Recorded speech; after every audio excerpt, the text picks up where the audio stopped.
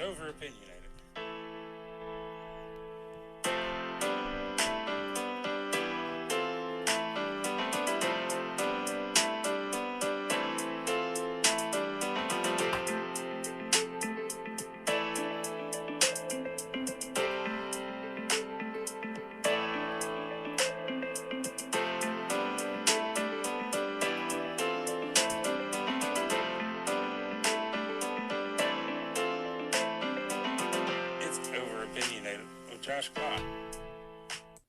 Hello everybody, welcome back to another opinionated episode 12, Over Opinionated episode 12.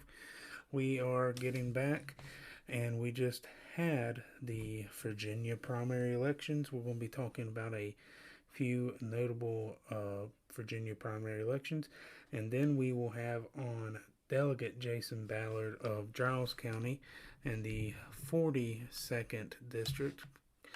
Previously the 12th district that he represented. We'll have him on for a small little interview. With that, let's get started. Some notable primaries are Amanda Chase's primary opponent, and Marie March's primary.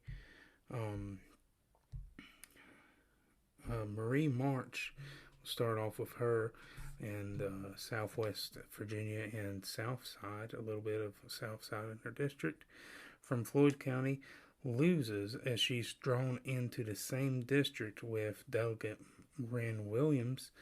And this case, we had all the establishment, and I'm not using that as a bad term, but all established figures endorsing Wren Williams. Speaker Todd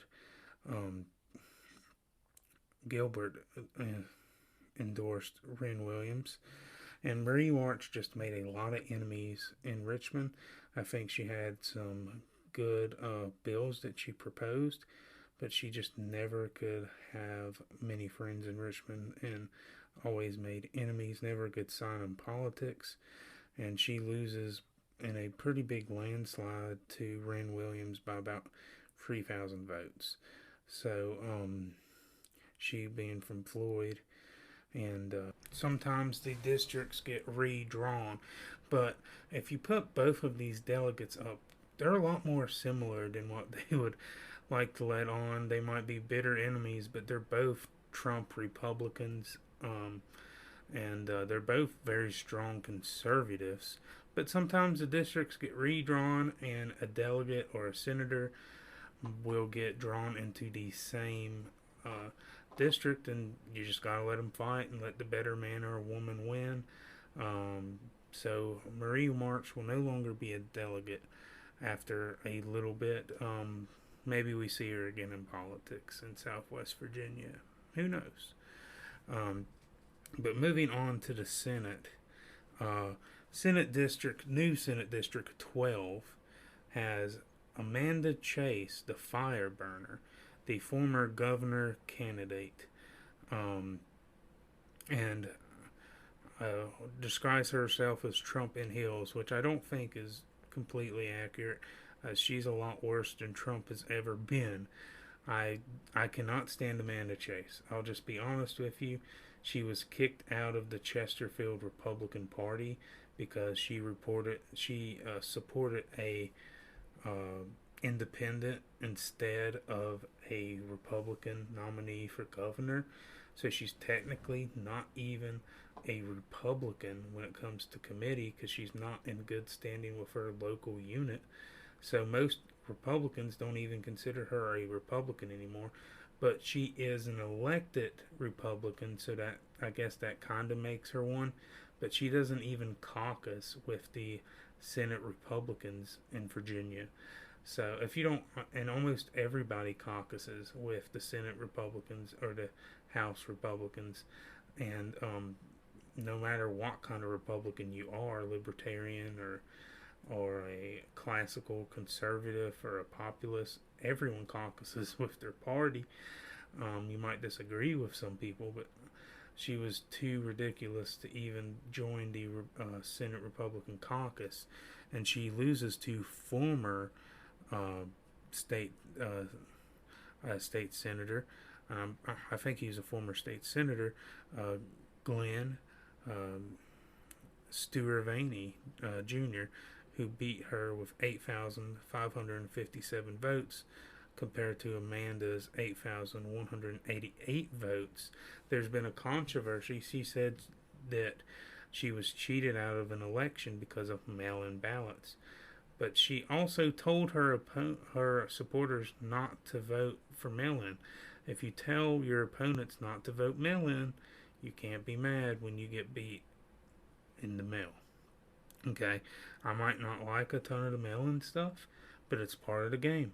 And if you want to win, you got to play the game. So, and I'm glad Amanda's gone. She's awful. She called an overweight woman Miss Piggy. She bullied Capitol Police when they asked her to move her car. She yelled at May Metcalf outside of King Johnson Community Center in Giles County in Pearisburg, and badmouthed the Giles County Republican Committee, which I used to be a part of. The stories go on and on and on. She was an awful uh, candidate for governor. She was not a great state senator. She's better than a Democrat, but it's good that she will no longer be going to Richmond because she can't play ball fairly. She's a very hateful person. And you have a former elected official taking that job from her, and that is a classical Republican. With that being said, we're going to move on to the Republican side. The Democrat side of the aisle. Senate pro temp President Louise Lucas holds on to beat also incumbent Scrolls. And both of this is an African American heavily populated district. Both of these members of the Senate were African Americans. Louise Lucas had a little bit more money, and she used it in advertisements, having herself up with boxing gloves and billboards up and commercials up. She prides herself being part of the blue wall, the blue brick wall stopping Governor Youngkin's agenda, and she rightfully admits it. She says, "I'm part of the blue wall to stop Governor Youngkin." She wins with 9,614 votes compared to the soon-to-be former Senator Skoll with 8,484 votes. And she holds on. She is the longest serving member that the Democrats have. Moving over a district, Joe Morrissey. Senator Joe Morrissey loses to Alicia Arid, and I apologize for all the mispronunciations. I've never been good with pronunciating.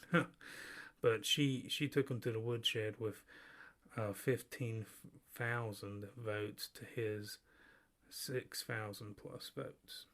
And Joe Morrissey's an interesting character. He used to be a delegate. He was arrested for alleged child abuse and pedophilia. And after he was arrested, he was elected. And then in a special election in 2020, he won.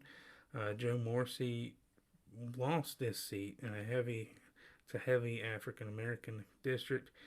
He lost this seat basically because he's pro-life, and the progressives targeted this race. They didn't want a pro-life Democrat. And he might not be as pro-life as I am, but to be any pro-life in the Democratic Party is a no-no. It wasn't because of his temper tantrums that he would throw. It wasn't because of the alleged child pedophilia. And I say alleged, he was never convicted of it, okay? That's a big distinction. Um, he had a wife that they just got a divorce recently that was very young, that was 18. And there's rumors that he was with her a little bit before she was 18, just when she was 17. That's why he was in jail. But he had children with her. He loved her until the recent divorce. I don't know his feelings about her now, but it's a tragedy whenever that happens, especially for the children. But Joe Morrissey will be a character we probably won't forget in Virginia politics. Very lively person. And as a Republican, as a pro-lifer, I'm kind of on just the votes. I'm sad to see him go because it's going to go to a pro-abortion candidate. But that's politics, and sadly, there is no room in the Democratic Party anymore for pro-lifers. There used to be quite a bit more pro-life politicians in the Democratic Party. Now there's just a handful. I think there's one governor in Louisiana that's pro-life, but it's also Louisiana, and Louisiana is a very pro-life state. Almost all abortion is banned there. The only thing you can get is the abortion pill. It's very hard to get that. So Louisiana is a good pro-life state, and hopefully we get rid of that pill eventually. They still allow exceptions for life of the mother, as all pro-life states do. I don't know one that doesn't. With that being said, I want to read you guys a piece from Politico. Abortion still dominates Democratic politics. Free takeaways from the Virginia primary night. The battle for Virginia's future and the 2023 biggest down-ballot election in the country can now begin in earnest. Governor Glenn Youngkin aims for unity, Republican control in a state that hasn't gone for a GOP president since George W. Bush. And Democrats hope to retake enough seats to defend abortion rights in the state. Both parties are expected to dominate the airwaves over the next 5 months, which every single legislative seat across the two chambers is up for grabs in November. Virginia is one of two states with a split legislature. Virginia is one of two states with a split legislature. Democrats have a slim majority in the state Senate, while Republicans have a narrow one in the state House. Both parties believe they have a viable path to control either chamber. Youngkin and his allies are pouring resources into the fall elections, which could boost his national profile even further. After not quite rolling out a presidential bid, Democrats are hoping to crawl back power after surprise Republican wins in 2021, testing the salinity of abortion as a winning message ahead of 2024.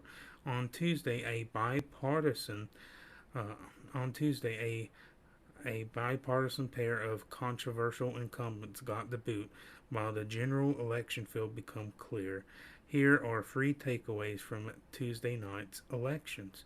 Abortion message is here to stay. Like all things the Democratic politics, this race came down to abortion.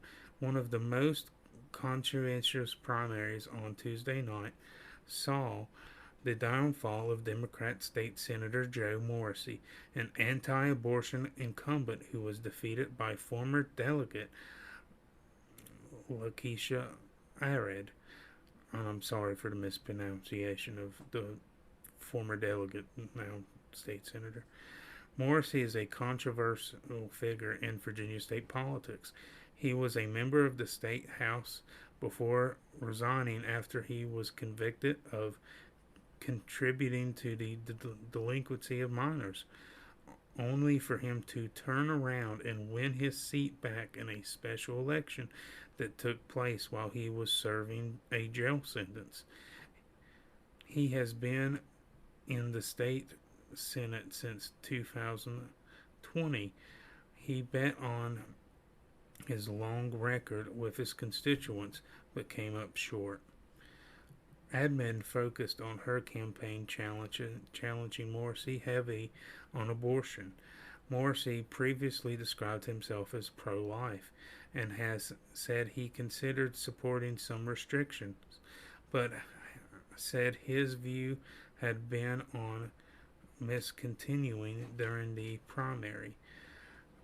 Her victory is just the last in a series of small but significant data points that show Democrat voters are still motivated by abortion at the ballot box.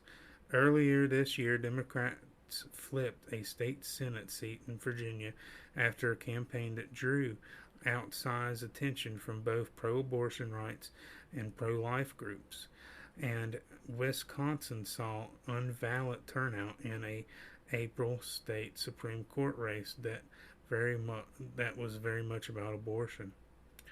Democrats signaled that they tend to focus heavy on the issue in the general election. The DLCC gave Republicans a reality check by running on protecting abortion access and creating a winning blueprint for state Democrats. A recent strategy memo for the Democratic Legislative Committee reads, Youngkin has a lot riding on this year's elections. If he manages to get total control of the state legislature, he would have latitude to enact his agenda in a place other Republicans all but wore off long ago. But heading into the fight, he got his troops he wanted.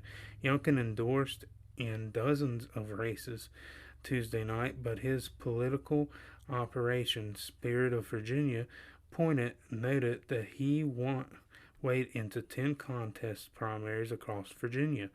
Youngkin went 10 for 10 in the contest primary endorsements. Racking up these victories show that Youngkin has some juice among primary voters, at least in Virginia, and some of those endorsements come in seats that will be crucial to determine the majority in both legislative chambers, like in a Fredericks area Senate district where Youngkin backed State Delegate Tyree Dunbar, beating Matt Strickland, a businessman who loudly defied COVID restrictions. One race where Youngkin did not weigh in, the primary challenge to GOP Senator Amanda Chase, the self-described Trump in heels, who was censored in 2021 by her colleagues for praising the January 6 rioters as patriots. Chase finished third in the 2021 GOP governor contest and stumped for Youngkin in the general election. Chase narrowly lost a freeway Republican primary Tuesday with former Senator Glenn Steuervany speaking past her. Money still talks. State legislatures used to be fairly sleepy affairs, with natural party figures appealing to donors to create even little about the outcome of the races. No more. Already, Virginia's legislative candidates raised over $22 million before the primaries were done. That's quite a bit of money for state politics. $22 million. An Impact, an investing tract, found that over $8.8 million had been spent on ads for the primaries alone. Not even the general, guys, just the primaries. $8.8 million. That's a lot of money in state politics for primaries. A nearly 700% increase from the 2021 legislative contest. A big reason for that was the number of open seats, along with a slew of primaries to incumbents. But it is an early sign that the battle for November will be incredibly expensive. part of that will be thanks to Youngkin, whose PAC raised $2.7 million in the first quarter alone, which his aides called a record in the state. His team has repeatedly said Youngkin would spare no expense in his quest to win the state, and slated that early fundraising was just to start. That is all of that article. Glenn Youngkin is a beast in Virginia politics. He came in, he won the Republican primary. The Republican convention. We had a convention. That was not an easy task because he had heavy hitters like the former delegate speaker of the House, Kurt Cox. And I like Kurt Cox. That's who I initially supported and stumped for. Kurt Cox would have been a good governor, but Youngkin took a lot of his momentum away. And then you had Amanda Chase that got a lot of the Trump fire burns, but she's not Trump. She is 10 times worse than Trump ever was. And I'm not saying that is a bad thing toward Trump, just it's that brand, it's that unpolished. But she said ridiculous stuff. She was censored, not just for saying stuff about January 6th, but censored for all her crazy crap. And the January 6th stuff just catapulted it. She aligned herself with Jody Piles, who ran against my former delegate, Jason Ballard, who we're going to have on the show later, who was crushed. So both of them, Jody and Amanda, both got beat. So it's not always great to make enemies in Richmond and in Virginia. Sometimes you gotta pick a political fight and do what you have to do, but try your best not to make enemies, especially among other Republicans. But Glenn Youngkin's a beast. He went 10 for 10 in endorsements. He won a statewide election in Virginia that everyone thought was blue and was not going back. This man gets things done. With that being said, I want to have on a good friend, a good delegate, Jason Ballard. I'll introduce you. I worked on his original campaign when we defeated former news anchor Chris Hurst. He was a delegate for 2 years that was very popular with the college community in his district that had Rafford and Blacksburg. And it took us a while to bring him down. He got caught drinking and driving, but since he was in session, he could not get charged with it. So he got caught drinking and driving. He's made a lot of arrogant comments, extremely pro-abortion, extremely anti-gun rights, and we found a good delegate who was a former town council, and I really can't say enough good about Jason. He's very active in his church community. He's very active. He's a legislator. Now he is, but he's a lawyer. He's a family man with no other left to do. I want to introduce my former delegate and the current delegate of the 12th district, and now it's going to be District 42. He's working alongside Governor Youngkin, the House Republicans, to get good things happen in Virginia. We just got to win the Senate, keep the House.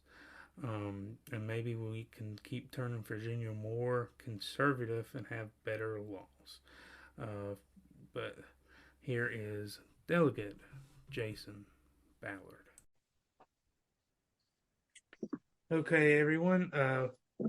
We're excited to have Delegate Jason Ballard of Giles to come on Over Opinionated, and just thank you so much for coming on the show, and congratulations on winning your nomination.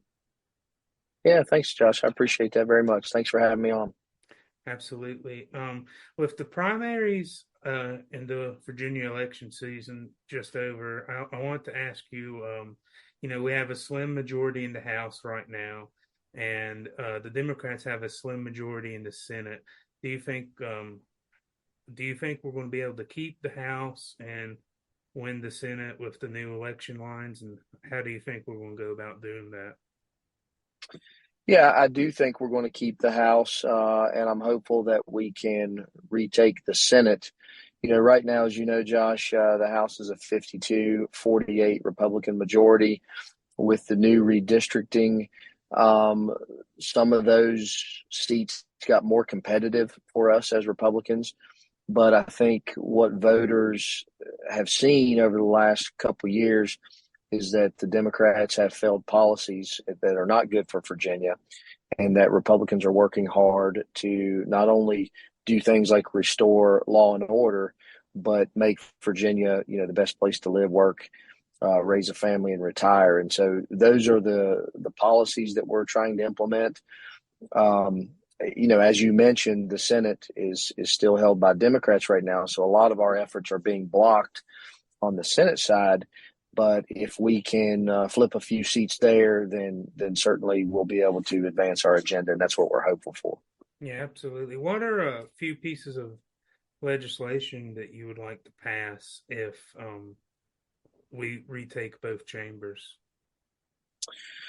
Yeah, so my legislative priorities, what I typically do is I get out and I speak with constituents and stakeholders across the district leading up to probably about September, October. And then in November is when we have to start submitting our legislation to legislative services. And so right now, what I'm working on is gaining input from constituents to see what they want. I view my position as an extension of their voice. And so that's what I'm going to do. So I don't know exactly what I'm going to submit in terms of my legislation. But again, Republicans at large will continue submitting bills that provide relief to taxpayers, provide relief to small businesses, uphold law and order across the Commonwealth, punish criminals, keep criminals behind bars longer. We're going to try to switch from what was the Democrat mentality of protecting the criminals, and we're going to be more interested in protecting victims and keeping our communities safe. And so, in general, that's what I'm looking at. Certainly, I'd like to bring more jobs to the New River Valley and our area, our district, and those will be some of my legislative priorities. But in terms of specific legislation, I don't have that yet. I probably will work on that more towards the fall. Yeah, and I was reading some work you did with getting some legislation passed about the Noah's Law, about Mm-hmm. the young kid that was took from the church. And do you mind saying anything about that? Well, I think it's a great piece of legislation, which when that hit the community, everyone in the community rallied together. It was a really awful event. So it's good that you could get that passed with the governor. Yeah, I appreciate you asking about that. In my first session in the General Assembly, that's been, my Mm-hmm. favorite bill that I've worked on. So as you stated, little Noah Trout was a 2-year-old at the time who was taken from Riverview Baptist Church in Giles County. And it was the classic case of stranger abduction. Nancy Fridley just was going across our county looking for a child to take and steal and raise as her own. She had no connection to Noah Trout. So what happened was during the prosecution of Nancy Fridley, prosecutors learned that the most that she could be charged with was a Class 5 felony. And what I told folks in talking about this bill, and what I actually said in the General Assembly when I was presenting this bill, is think of it in terms of a Class 5 felony is the same as writing a bad check. And so stealing that precious little boy from the church was the equivalent punishment of writing a bad check. And that didn't make any sense to me. It didn't make any sense to prosecutors. And thankfully, it didn't make any sense to Democrats in the Senate who actually voted in support of it, which is hard to do because we increased it from a Class 5 felony to a Class 2 felony. And the Class 2 felony is punishable 20 years to life. And so, that legislation obviously not retroactive to where it's going to have any effect on Nancy Fridley, but moving forward, should this same thing occur, um, the perpetrator will be punished way more severely than what happened in the Noah Trout case. And I actually had the amazing opportunity to go to Riverview Baptist Church and present the Trout family with a signed copy of that bill that was signed into law by Governor Youngkin. Governor Youngkin was nice enough to even send us the pen that he used to sign it. And so that was really cool. And the family was super appreciative. The church was very appreciative. And I think what it did, Josh, was it brought a little closure to the Trout family, because it's still a very fresh wound to them. In speaking with them, they still get very emotional about it, and as we all do. But I think that bill, when it was signed into law, it brought just a little bit of closure to the Trout family. So I was happy to be able to do it for them. No, that's great that you get it past even the Democrats and, working together and saying, we might have differences here, but we're both human beings and this is something that needs to be fixed. Yeah, that's exactly right. And when I said that in Senate Judiciary, which again is controlled by the Democrats, they were shocked that stealing a child in Virginia, the most you could be punished with was a Class 5 felony, again, equivalent of writing a bad check. And so I'm very thankful for my colleagues across the aisle that worked with me to get that signed into law. Absolutely. And that makes you a good legislator, that you're in tune with the community, and that's really the point of it all. So, I do have a question. This being, a more conservative, a right to life, Christian bent podcast. With the Democrats taking over both houses a few election cycles ago, before we got you in there, they got rolled back all the restrictions on protecting unborn children. If we get both chambers, what are we going to be able to do in passing some laws that will hopefully save some unborn children? Yeah, so I think, obviously right now with Governor Youngkin being in the governor's mansion, if Republicans take control of both chambers, I think you will see a host of bills that are presented. Everything from, life begins at conception and it should be protected at conception, up into what you've seen in the news, I'm sure, with what Governor Youngkin has proposed recently is a 15-week ban on abortion. Mm-hmm. So I think you're going to see all sorts of bills being presented along those lines.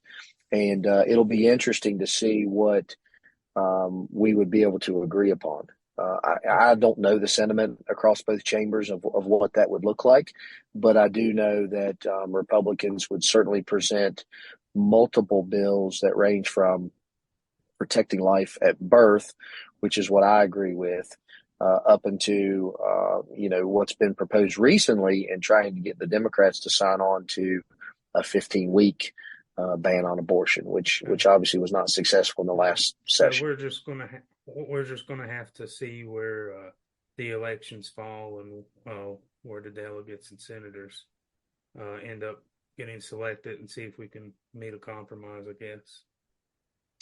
Yeah, I think definitely with Republicans in control, you will see us make that an issue in the forefront for sure. I just don't know where it will fall. Right. I know that I've consistently voted. Better than what we have now. Yeah, that's exactly right. Well, that's right. I don't want to take up all your time. I just want to say thank you so much. It made my day, and it'll make a lot of my viewers' day that you came on. Thank you for your service, to not just the state of Virginia, but in the Army as well. And sure. And if there's anything else you'd like to say, you're more than welcome to as a closing statement. Yeah, well, I appreciate it again, Josh. I know we tried to schedule this a couple times. My apologies. My schedule's It's a okay. little crazy. I'm actually sitting in my car now, waiting to go into court, and so that's my full time job. Um, it's an honor to serve our district. It really is. This is just a tremendous honor for me and for my family to represent not only my home county of Giles County, which is where you live, but the district at large in the New Yeah. River Valley. And Well, so, I lived in Giles from the time I was 8 until just a couple months ago. So it's a yeah, that's beautiful right. place.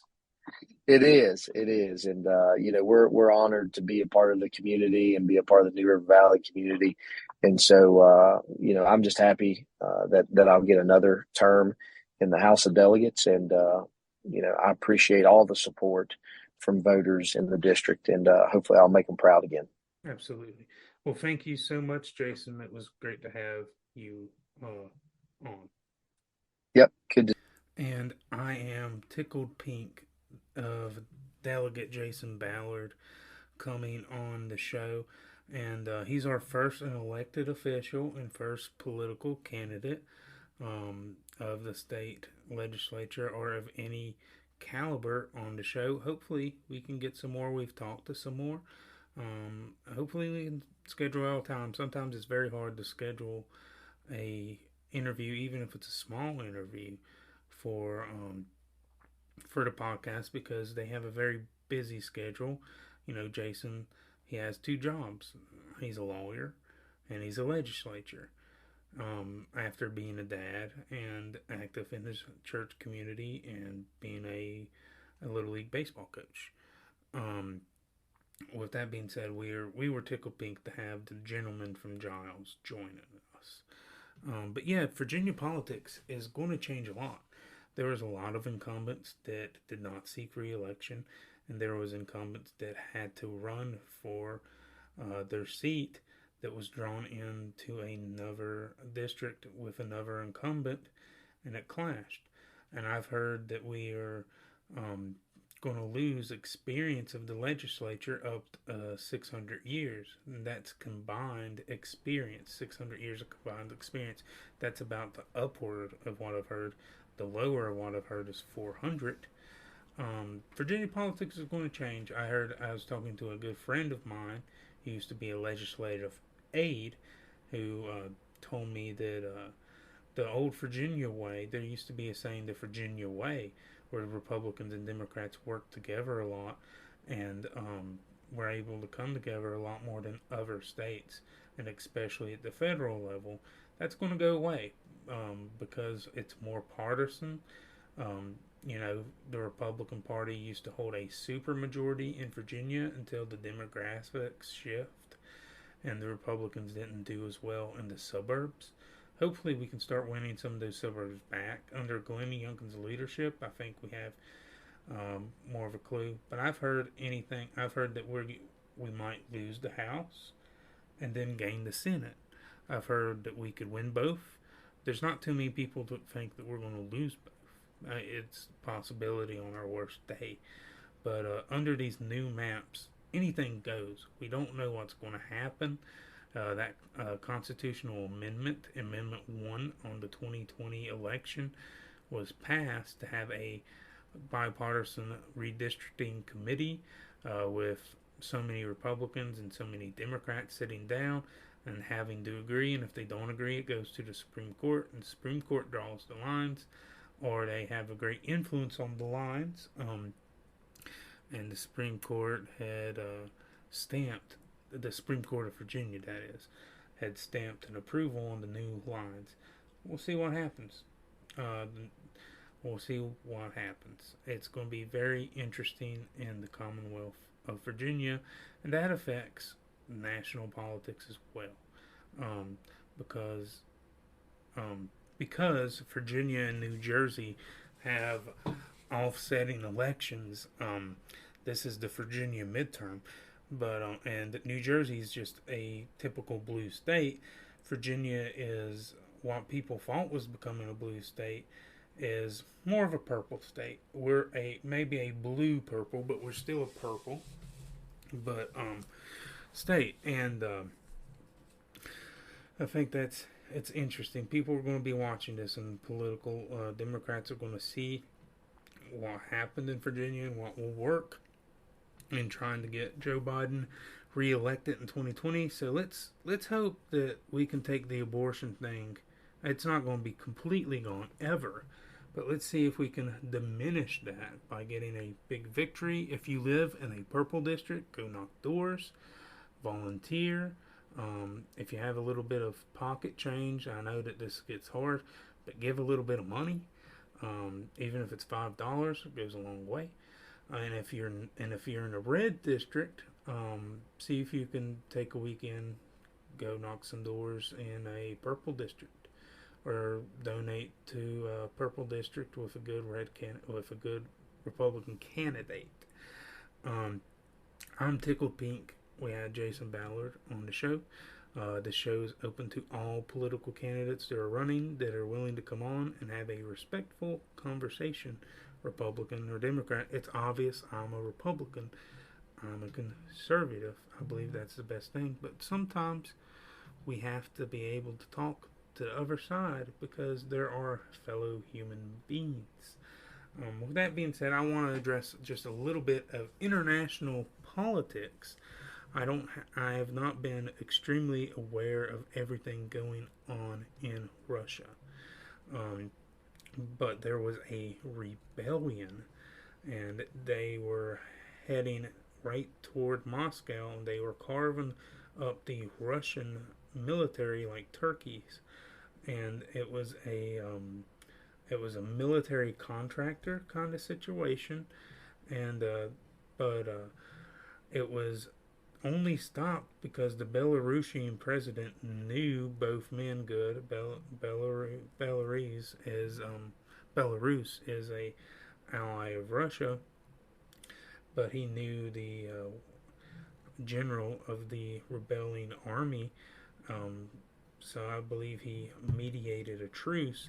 This has to help Ukraine, because it might take out. It's going to stop the rebelling army from fighting Ukraine. And listen, the rebels are not good guys. Sometimes in international policy, we go with the enemy of my enemy is my friend, and then when that enemy beats the other enemy, they become our enemy, if that makes sense. But Putin's an evil man. He's an evil man. I really pray that he repents and turns his life to God. And that might seem laughable, but anything can happen. God can save evil people, even Vladimir Putin. But Vladimir Putin is an evil, evil dictator, an oligarch.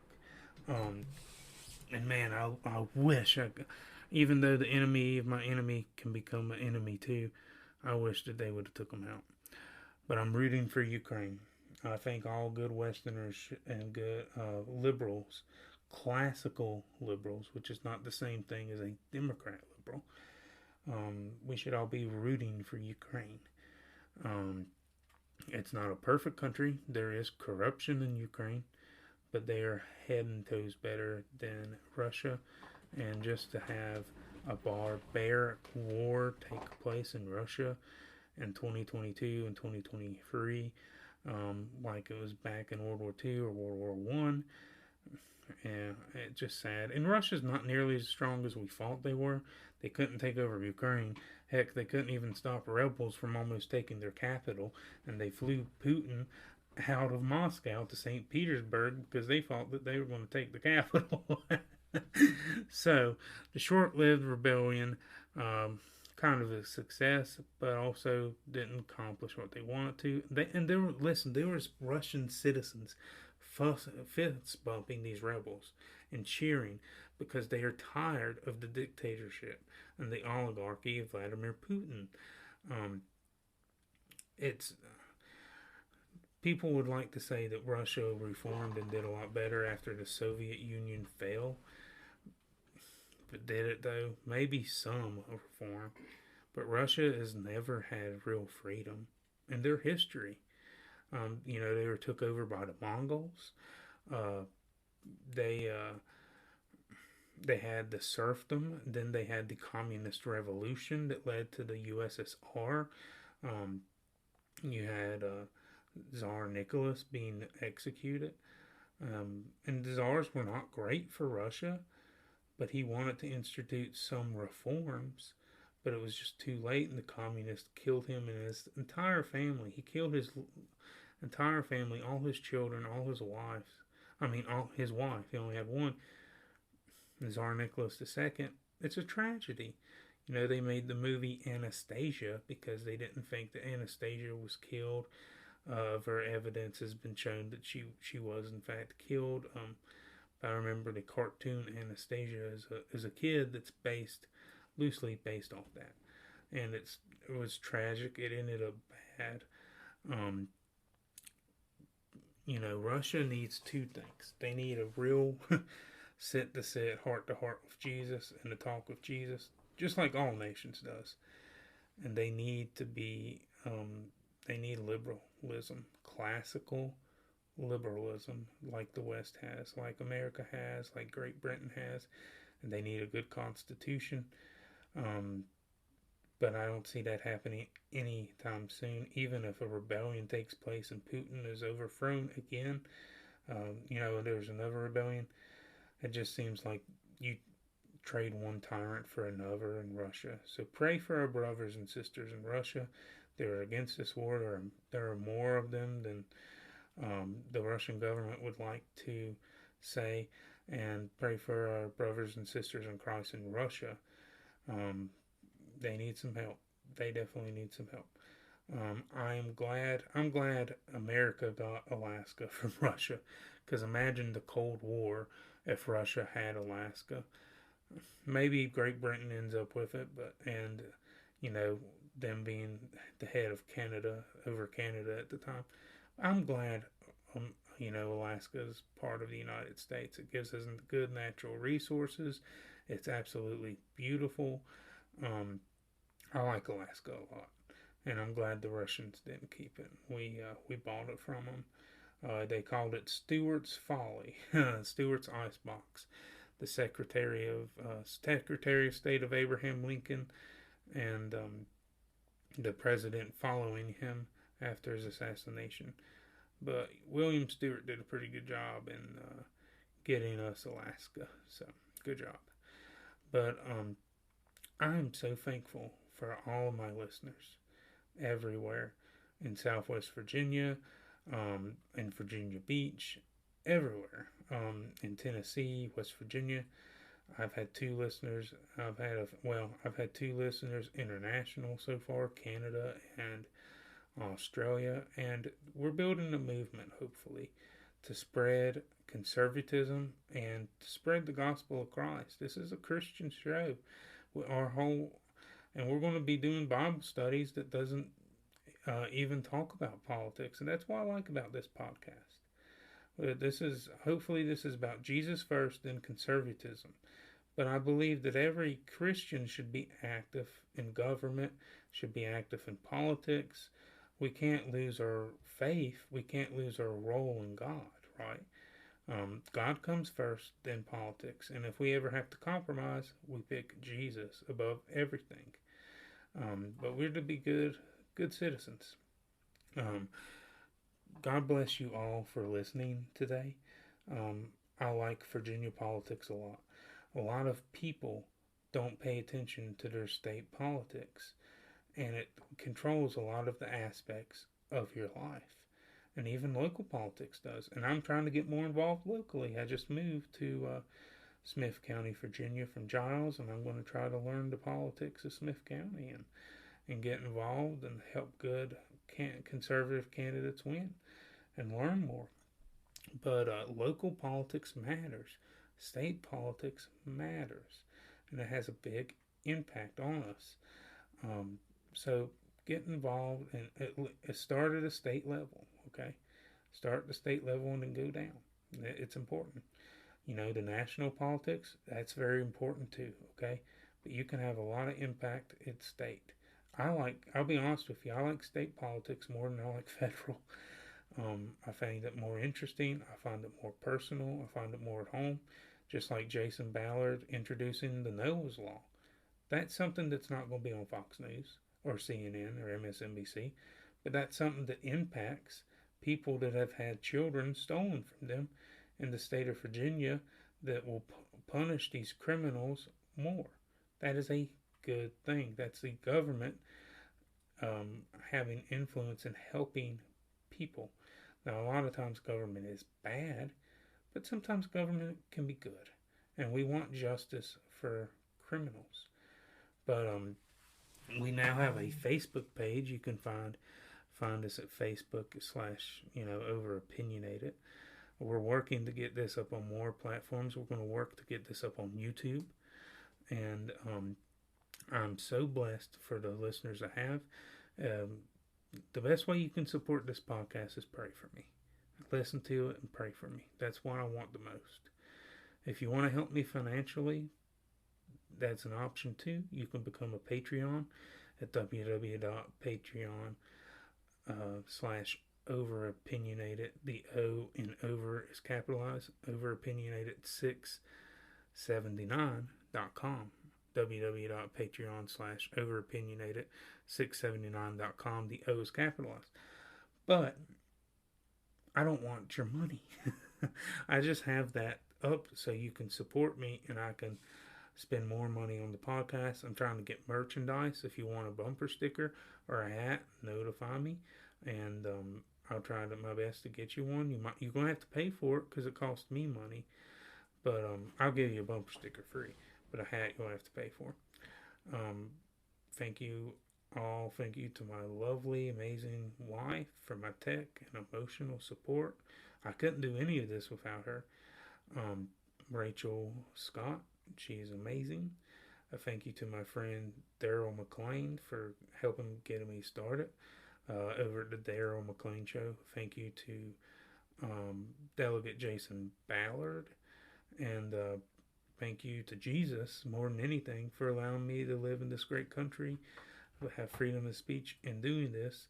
Never forget, no matter who is president, no matter who is governor, no matter who is what political position, Jesus is king, and he's above all, and he's coming back to a theater close to you very soon.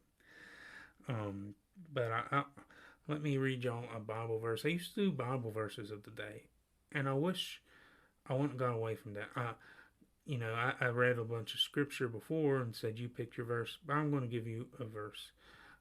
Thank you very much. And I want to read you from the book of John chapter 15, verses 18, starting out. These are the words of Jesus. These are red letters. If the world hates you, keep in mind that it hated me first. If you belong to the world, it would love you as its own. As you do not belong to the world, but I have chosen you out of the world, that is why the world hates you. That's the end of verse 19. And John chapter 15, verse 18 and 19, NIV, Jesus is saying, if the world hates you, remember it hated me first. A lot of times as Christians, and now I'm not talking about if you're being jerky, but you think, man, what is wrong with them? Why do they hate me so much? Maybe because you're walking in your faith. Maybe because you love God. There's a lot of unwarranted hate. Even in America, where we have the freedom of religion to practice and pray and bless God the way we need to. Not bless God, but help others through God, and worship God the way we need to, the way we believe is right. People are going to hate you for that. They're going to call you names. They're going to be mean to you. But remember, they hated Jesus more. And if you were a part of the world, if you were more a worldly person, they would like you more. So stay encouraged. Jesus is king. He is on the throne. And he loves you. All you got to do to go to heaven is repent of your sins. Say, I'm wrong. I need a Savior. Accept Jesus Christ as Lord and Savior. And have a relationship with him. It's not about works. It's not about works. Nobody can work their way to heaven. But through your faith that God gives you, if you repent. Now, He gives you the choice. I believe in free will. I'm an Arminian. It's up to you. But if you accept His forgiveness, you can go to heaven. God bless you all. Have a great day. Go serve your King. Go serve your Commonwealth, your family. Go serve your country. God bless you. It's been great. This is episode 12, and I will see you soon.